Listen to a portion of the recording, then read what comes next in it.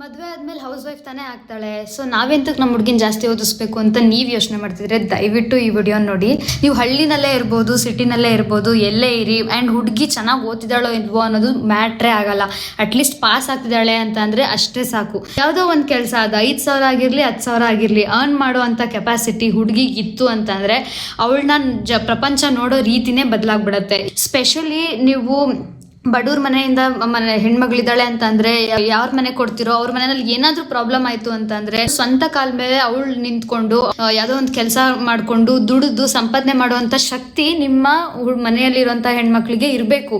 And ಅದು ಅವ್ರನ್ನ society ನೋಡೋ ರೀತಿ ಕೂಡ ಚೇಂಜ್ ಆಗುತ್ತೆ. ಈಗಿನ ಕಾಲ ತುಂಬಾ ಬದಲಾಗ್ತಾ ಇದೆ. AI ಎರಾ ಇದು. ಮಕ್ಕಳಿಗೆ ಒಂದು ಹೋಮ್ ವರ್ಕ್ ಮಾಡಿಸ್ಬೇಕು ಅಂತಂದ್ರೂ ಅದಕ್ಕಾದ್ರೂ ನಾಲೆಜ್ ಇರ್ಬೇಕಲ್ಲ, ಅದಕ್ಕೋಸ್ಕರನಾದ್ರೂ ಹೆಣ್ಮಕ್ಳನ್ನ ಓದಿಸ್ಬೇಕು. ಅತ್ತೆ ಮಾವ ಒಂದ್ ಮನೆಯಲ್ಲಿ ಅವ್ರಿಗೆ ರೆಸ್ಪೆಕ್ಟ್ ಕೊಡೋದು, ಏನು ಅವಳು ಮನೆಯಲ್ಲೇ ಇರ್ತಾಳೆ ಯಾವಾಗ್ಲೂ, ಏನು ಕೆಲಸ ಮಾಡಲ್ಲ ಅನ್ನೋದು ಮಾತುಗಳನ್ನ ಕೇಳೋದಕ್ಕಿಂತ ಅಟ್ಲೀಸ್ಟ್ ಒಂದು ಟ್ಯೂಷನ್ ಆದ್ರೂ ತಗೊಳ್ಳಿ. ಒಂದು 10,000 ರೂಪಾಯಿ ಸಂಪಾದನೆ ಮಾಡಿ ತಿಂಗಳಿಗೆ.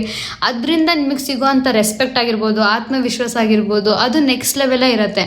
ಅಷ್ಟೇ ಅಲ್ಲ, ಕೆಲಸ ಮಾಡಲೇಬೇಕು ಮದುವೆ ಆದಮೇಲೆ ಅಂತ ನಾನು ಹೇಳ್ತಾ ಇಲ್ಲ, ಬಟ್ ಕೆಲಸ ಮಾಡೋ ಅಂಥ ಧೈರ್ಯ ಇರಬೇಕು. ನಾನು ಚೆನ್ನಾಗಿ ಓದಿಲ್ಲ ಅಂತಂದ್ರೂ ಒಂದು 5,000-6,000 ರೂಪಾಯಿ ದುಡಿಯೋ ಅಂಥ ಕೆಲಸನಾದ್ರೂ ನನಗೆ ಸಿಗುತ್ತೆ ಅನ್ನೋ ಒಂದು ಧೈರ್ಯ ಇರಬೇಕು. ಇಲ್ಲ ಯಾವುದೋ ಒಂದು ಬಿಸ್ನೆಸ್ ಮಾಡೋ ಅಷ್ಟು ಧೈರ್ಯ ಇರಬೇಕು. ಯಾವುದೋ ಒಂದು ಮೇಕಪ್ ಸ್ಕಿಲ್ ಆಗಿರ್ಬೋದು, ಅಥವಾ ಇನ್ನೇನೋ ಒಂದು ಕಲ್ತ್ಕೊಂಡಿರ್ಬೇಕು. ನನ್ನ ಮುಂದೆನೇ ನಾನು ಎಷ್ಟೊಂದು ಕೇಸ್ಗಳನ್ನ ನೋಡಿದ್ದೀನಿ ಗೊತ್ತಾ. ಗಂಡಸರು ಕುಡ್ಕೊಂಬರೋದು, ಅಥವಾ ಇನ್ಯಾವುದೋ ಹುಡುಗಿ ಹಿಂದೆ ಓಡೋಗೋದು, ಅಥವಾ ಏನೋ ಒಂದು ಪ್ರಾಬ್ಲಮ್ ಆಗುತ್ತೆ. ಜೊತೆಗೆ ತುಂಬ ಸಲ ಇಂಡಿಯನ್ ಸೊಸೈಟಿನಲ್ಲಿ ಹೆಣ್ಮಕ್ಳಿಗೆ ಮಗು ಆಗಿದೆ ಅಂತಂದರೆ ಗಂಡಸರು ಬಿಟ್ಟು ಹೋದರೆ ಹೆಣ್ಮಕ್ಳೇ ನೋಡ್ಕೋಬೇಕು. ಆ ಮಗುನ ಹೆಂಗೆ ಬೆಳೆಸ್ತೀರಾ ನೀವು?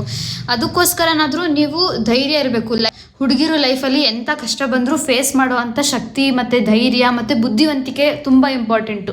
ಸೊ ಅದಕ್ಕೋಸ್ಕರ ಒಂದು ಎಜುಕೇಷನ್ ಆಗಿದೆ, ಒಂದು ಸ್ವಲ್ಪ ವರ್ಕ್ ಎಕ್ಸ್ಪೀರಿಯನ್ಸ್ ಇದೆ ಅಂತಂದರೆ ನೀವು ಯಾವ ಮನೆಗೆ ನಿಮ್ಮ ಮಗಳನ್ನ ಮದುವೆ ಮಾಡಿಕೊಡ್ಬೋದಲ್ಲ, ಅದು ಕೂಡ ಚೇಂಜ್ ಆಗುತ್ತೆ. ಯಾಕಂದರೆ ಶ್ರೀಮಂತರ ಮನೆಗೆ ನಿಮ್ಮ ಮಗಳನ್ನ ಮದುವೆ ಮಾಡಿಕೊಡ್ಬೋದು. ಯಾವುದೋ ಪೋಖ್ರಿ ಲೈಫಲ್ಲಿ ಸೀರಿಯಸ್ನೆಸ್ ಇಲ್ಲ ಅಂಥ ಹುಡುಗಂಗೆ ನೀವು ಮದುವೆ ಮಾಡ್ಕೊಡೋದಕ್ಕಿಂತ ಒಂದು ಸ್ವಲ್ಪ ಲೈಫಲ್ಲಿ ಸೀರಿಯಸ್ನೆಸ್ ಇದ್ದು ನಿಮ್ಮ ಹುಡುಗಿನ ಅರ್ಥ ಮಾಡಿಕೊಂಡು ಚೆನ್ನಾಗಿ ನೋಡ್ಕೊಳ್ಳೋ ಅಂಥ ಹುಡುಗನ ನಿಮ್ಮ ಹುಡುಗಿ ಆರಿಸ್ಕೋಬೋದು.